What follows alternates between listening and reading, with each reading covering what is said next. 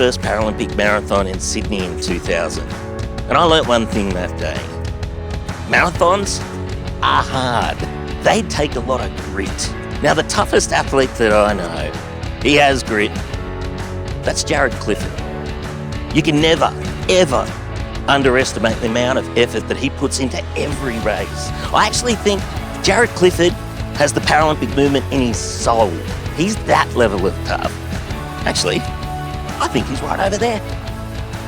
G'day, Jaryd Clifford. G'day, Kurt. How's it going? Good, mate. Mate, what does the Paralympic movement mean to you? The Paralympic movement means the world to me because it changed my life. It took me probably from a kid that was very self-conscious, probably having a few identity crises with having a disability and being comfortable with that. And it took me from that person to a person that was very confident with who I was and someone, I guess, that was able to take on the world without any shackles. When you're trying to come to grips with being a person with a disability in your teenage years, when often you don't want to stand out, right? It's almost as if it's these two pathways where you retreat and you hide, or you embrace and go, I'm this person and I'm headed that direction. How hard is it at that point in time? Yeah, it's tough. Like, I hated the idea of being different. I hated the idea that I might stand out from the crowd at school when, I had my worksheets enlarged ridiculously, and I was sitting at the front of the class and I had a teacher come in and help me, and I really did think that needing help was a sign of weakness and somehow that I needed to be this stubbornly independent person or I was a weak person. And I really struggled with that for a long time, and I used to rebel against anyone that was trying to help me to the point that I was destroying my ability to do anything. And it took a long time for me to learn that being different is actually something to celebrate. And when you run with a guide for the marathons. It's a really tough balance there where when you don't have that independence or you feel you can't, it's kind of, it gets to you, but you can be so much stronger if you recognise that you can have that guide, that little bit of support. Yeah, it's huge. I'd use guides on the track if they could, if I could find two guys that could do it very well and to the speed. Let's just say if they could run fast enough. If they could run. But when I have guides, it's great. I can switch off. I can turn my eyes off, turn off the need to really fight to see every bit that I need to see, and just put all my trust in other people. And it's taken a long time to do that, but it's one of the best feelings in the world when I guess you embrace being vulnerable, but particularly when you're surrounded by people that you really trust. And guiding is that. It's literally that. I'm trusting people, not just with my life in safety, but I'm trusting them with my dream. There's something that I've worked towards my entire life. And there's only a very few people in the world that I've found that I can really do that with. But when you find that connection, it's super special. Were you always athletic? I was definitely always athletic. Yeah, loved sport growing up. Did every kind of sport I could get my hands on, followed it. I've always loved it. And was there a moment when you did get your diagnosis, let's say your vision will deteriorate over the coming years, was there a moment where you thought, all that's done? Kind of. Like, I guess Mum and Dad were always like, if I wanted to do something, they'd let me do it, and if they probably deep down knew it wasn't going to work out for me with my vision, they'd let me find that out for myself. So, if it was chucking the pads on and walking out to bat in cricket, obviously you're going to find out pretty quickly that I'm not going to be good at that. The ball's smashing into the stumps. I didn't even know the ball was bowled it yet. So, you work these things out. I think kids are actually quite realistic sometimes, and for me, over time, I just got more and more frustrated with different sports because I felt like I probably couldn't give it my all just because of my vision. And there was a time when I probably transitioned into being like legally blind, as my vision got worse, where I thought this probably isn't going to happen. Like, I didn't know about the Paralympics too much, and I didn't even really understand running as a sport, even outside the Paralympic movement. And did a beep test at a Paralympic talent search, and they told me I would be a good runner. So that's how it all started. Do you remember the first Paralympian you met?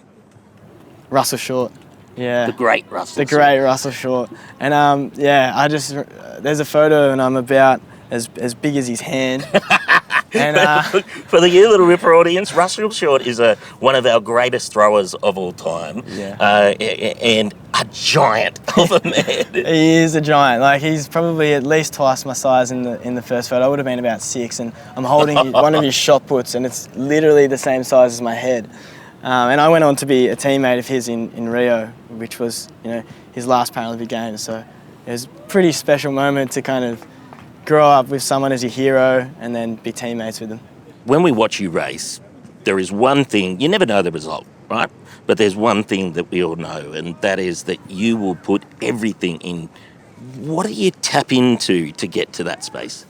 I think I'm probably someone that in the past particularly has been quite an emotional runner, or someone, I guess, that I draw upon things that, I guess, bring that out of me. So wearing the green and gold, wearing the Australian Paralympic team singlet is something quite symbolic that, if I'm standing on the start line and I look down and that's what I'm wearing, it probably does take me up a few notches. And I just think that if I don't give it my all, if I'm not putting everything into it, then I've probably not done myself justice, because the amount of hard work that goes into a performance, and then you get this small window to execute it, it kind of feels like there's no other choice but to get to the finish line with the tank absolutely empty.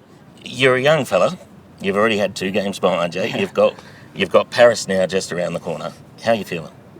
I'm actually feeling really good because, to be honest, after Tokyo, I was feeling really bad.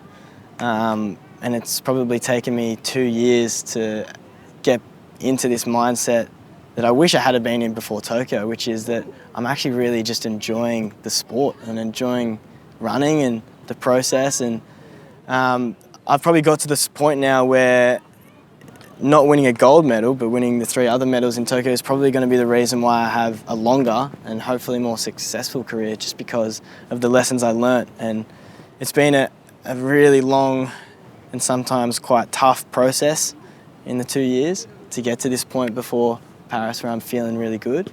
But I wouldn't trade it for anything.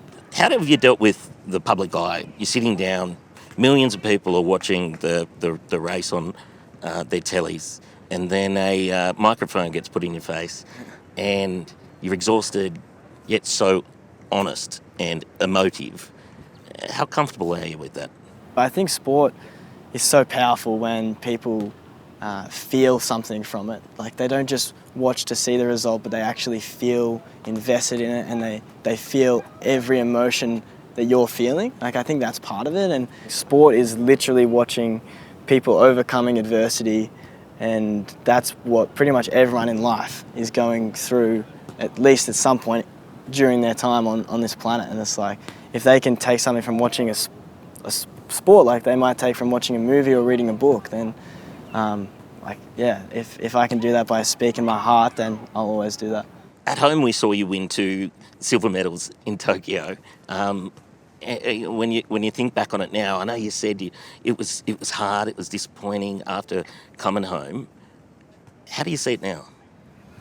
Yeah, I see them with so much pride. I think I left with a lot of disappointment, and then I probably got a lot of conflicting feelings just because so many people were proud of me. I knew I'd actually performed pretty well. Like, I'd given it everything I absolutely could, but the objective result wasn't what I'd always dreamt of since being a kid. So I was kind of coming to terms with that and coming to terms with how I felt about it, and it took, one or 2 years of probably beating myself up without even knowing it sometimes, trying to move on, trying to turn that page without actually having processed it and talk to people about it. And I feel really good about it now. I feel like it's something that's going to make my career a lot better and make me want to keep doing the sport. It's been a process to get to that. Mate, we're down here at the beautiful beach. We've got a nice running track. Are you after a training run? I am. All right, let's do it. Grab your gear. Beauty. All right, mate, ready to go? I am. How do you go with resistance training? Depends how much I've got to drag. All right, Jaryd, let's go. Let's go. Ah!